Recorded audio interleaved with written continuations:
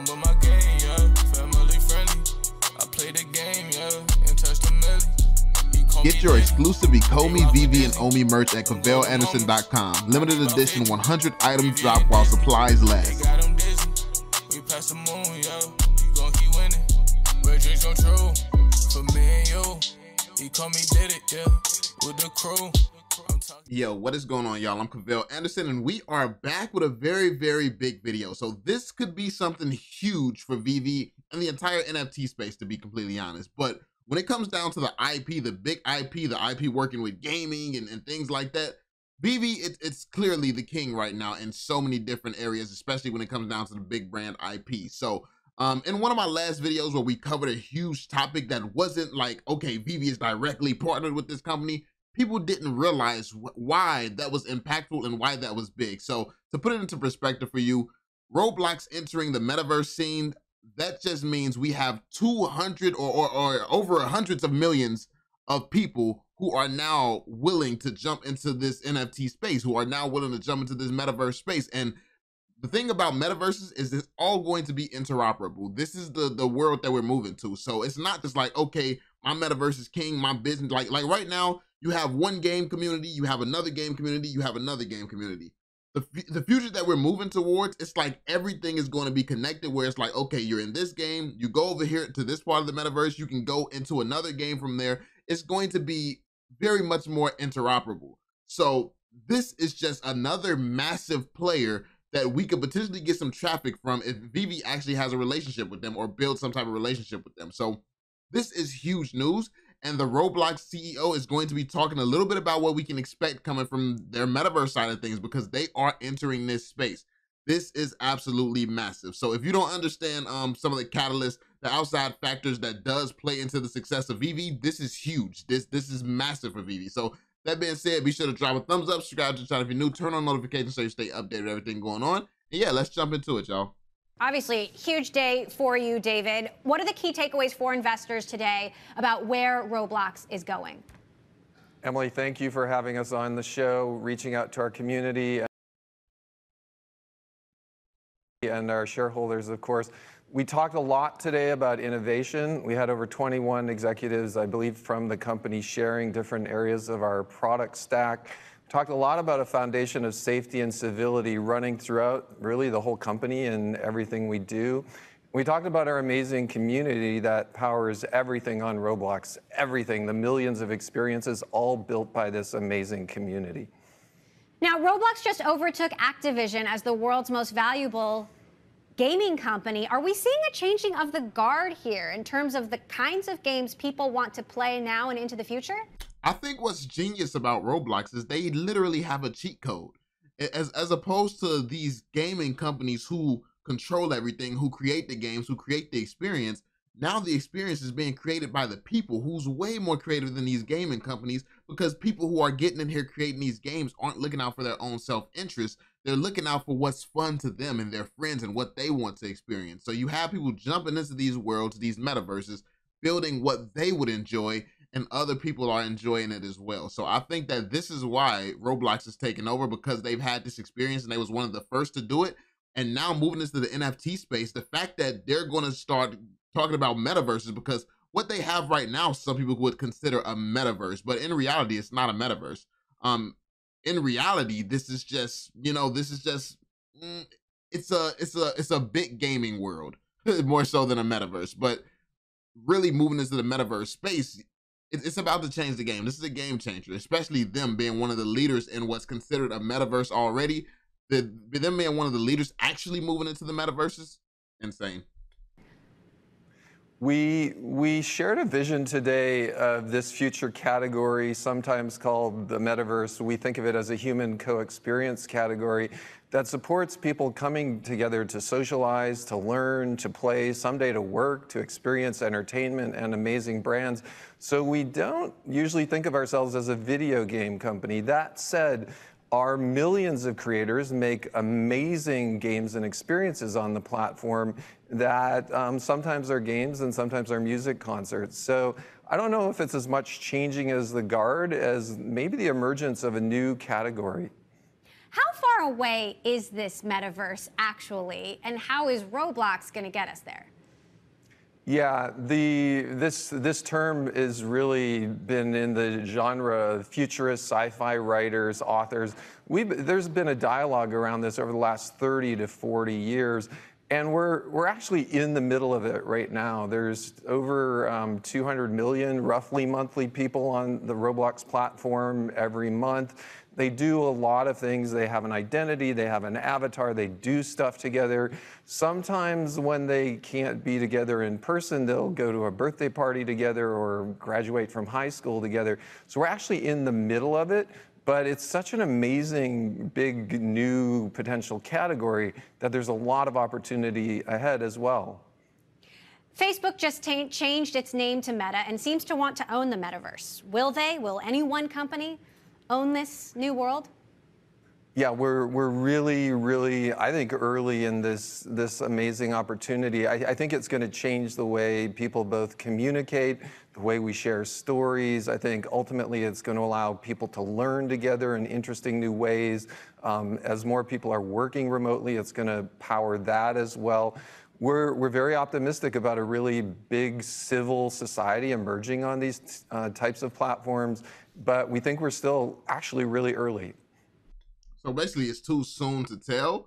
But he's saying he thinks that it's going to be civil, which I interpret as probably interoperability, where it's going to be more of a collaborative thing is what they're moving towards. But it's kind of too soon to tell if everyone's going to be open to this collaborative experience and this interoperability, and if it's going to make sense for every party, which realistically it is. It's almost like how Fortnite forced gaming into basically making everything so cross platform, like forcing it so you can play with Xbox players and PS4 players and PC players, because really, like, they were holding, like, Fortnite was holding all the cards. Like, they had the viewership, they had the energy. So if you wanted Fortnite on your platform, you had to adhere to Fortnite's rules because they had all the people.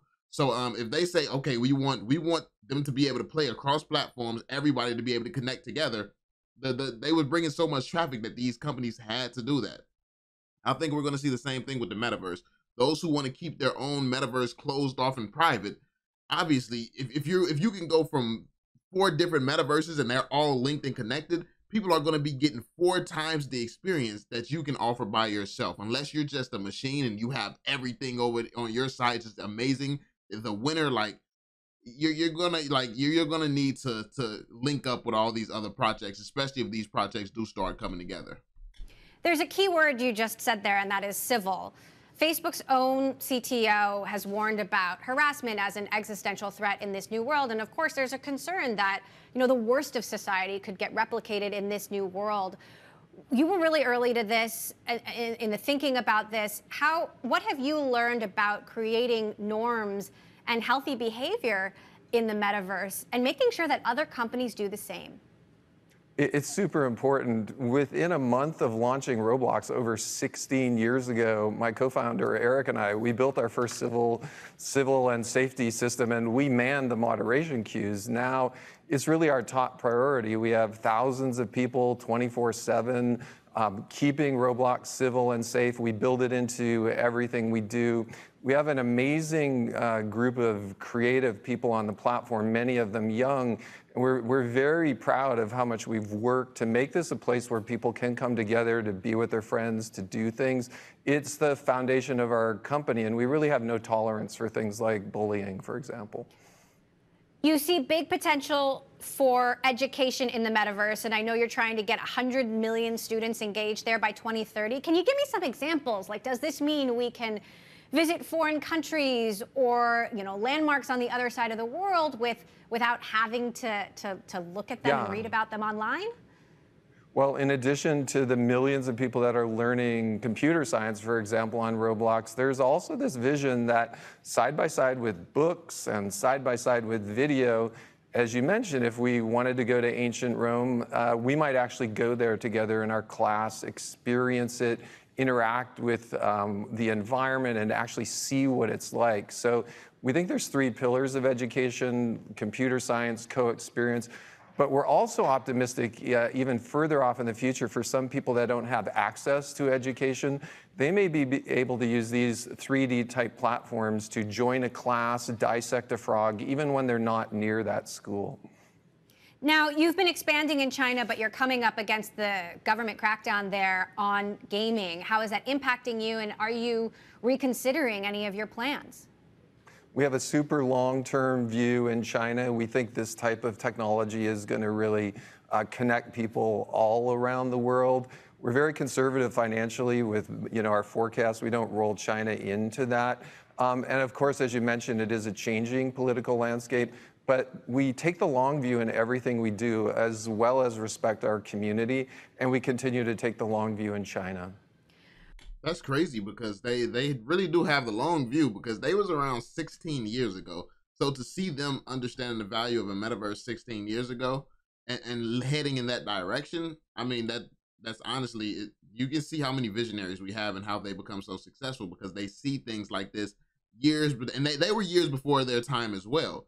If you look at something like Second Life, they were doing what Second Life was doing, but they somehow made it work, even though it was before its time. So that says a lot as well. Roblox had a widespread server outage a couple of weeks ago. I believe, you were down for 3 days, and I'm sure those were 3 long days for you. What lessons did you take from that as you scale and grow? Would you consider partnering with an AWS or a Microsoft one day to use their cloud capabilities? Yes. AWS. I mean, nothing against AWS. Shout out to Amazon, man. But, I mean, VeVe ain't that big, and they be screwing up the drops at times. So, I mean, could they actually handle hundreds of millions of people who play Roblox? I don't know about that.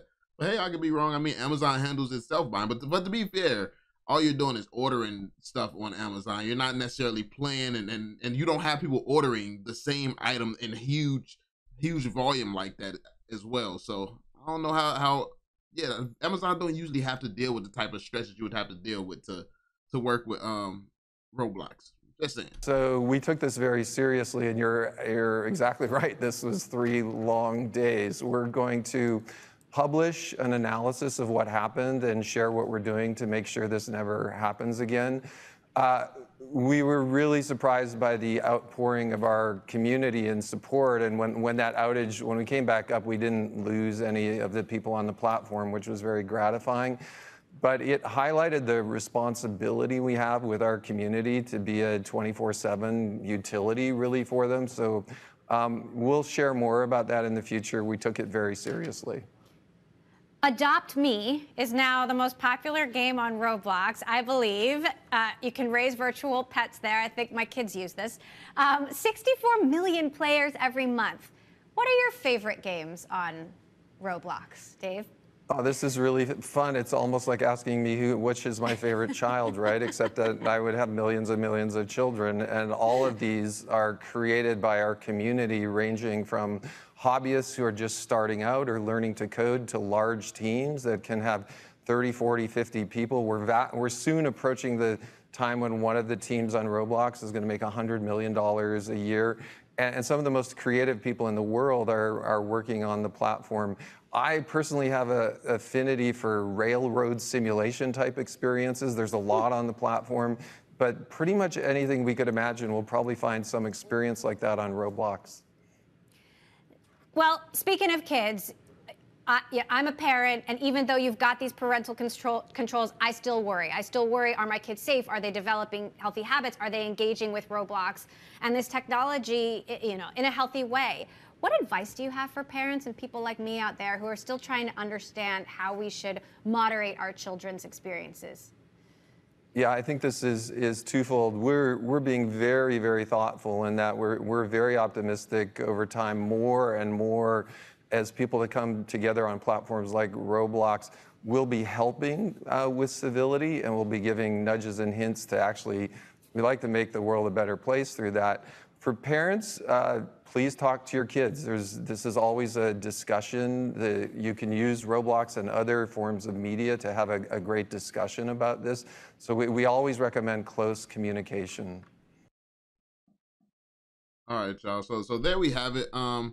as you can see, they have plans to expand upon Roblox and bring it into the metaverse space. And obviously with all the NFTs and stuff going on, and then the type of characters they have and all these unique accessories that all of their characters have. If you ever played Roblox and know the experience, you can see exactly why this is heading into the metaverse space, and more than likely they're going to be utilizing NFTs as well. That's more than likely what they mean by the metaverse, by a metaverse. And yeah, it's just going to be interesting. So yeah, let me know how you all feel about this. Let me know if you see how big this is for the community. If you don't really see the correlation, let me know as well. Maybe I'll try to do a better job explaining it next time, but be sure to drop that thumbs up, subscribe, turn on notifications so you stay updated. And yeah, I'll catch you all on the next one. Peace out, y'all.